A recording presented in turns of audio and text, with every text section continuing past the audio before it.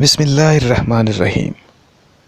ریاض احمد چودھری صاحب کی مرتب کردہ کتاب صاحب حال سے ایک اقتباس، جس کا عنوان ہے او آپ ہی بول گیا ہے، آپ کی خوبصورت سماعت کی نظر کرتا ہوں۔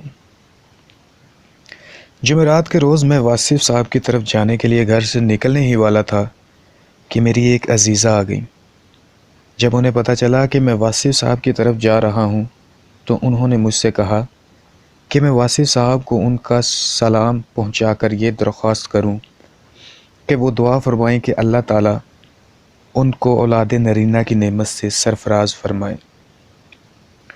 وہ خود بھی ایک بار واصف صاحب کے ہاں حاضری دے چکی تھیں۔ میں نے ان سے وعدہ کر لیا کہ میں ان کی درخواست واصف صاحب کے گوش گزار کر دوں گا، اور چل دیا۔ جب میں حاضر خدمت ہوا تو واصف صاحب اپنے دفتر میں اکیلے ہی تشریف فرما تھے۔ میں نے سلام کیا اور کرسی پر بیٹھنے سے پہلے ہی اپنی عزیزہ کا سلام پیش کر کے اس کی دعا کی درخواست آپ کے حضور پیش کر دی۔ میری بات ابھی ختم بھی نہیں ہوئی تھی کہ ایک گرجدار آواز جو ہرگز واصف صاحب کی نہیں تھی سنائی دی، جاؤ ہم نے بیٹا دیا۔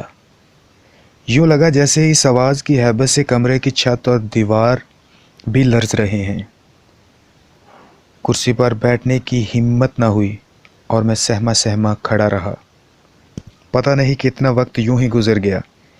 پھر واصف صاحب نے میز پر پڑے جگ کی طرف اشارہ کر کے مجھے انہیں پانی کا گلاس بھر کر دینے کے لیے کہا۔ میں نے ڈرتے ڈرتے جگ سے گلاس میں پانی انڈیل کر آپ کی طرف بڑھا دیا۔ میرے ہاتھ تاحال لرز رہے تھے۔ میں نے گھونٹ گھونٹ کر کے بڑے آرام سے پانی پیا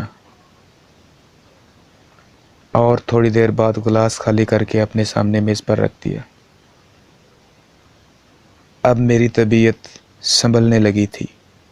میں نے حوصلہ کر کے پوچھا، واصف صاحب ابھی یہ کیا ہوا تھا؟ آپ تو اس طرح بات نہیں کرتے، یہ آپ کا لب و لہجہ ہی نہیں تھا۔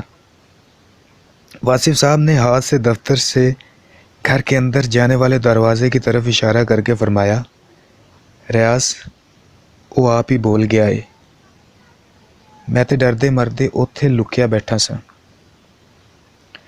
آپ نے ہاتھ سے گھر کے اندر جانے والے دروازے کی طرف اشارہ بھی فرمایا۔ یہ بات جب سے یاد آتی ہے میرے رونگٹے کھڑے ہو جاتے ہیں۔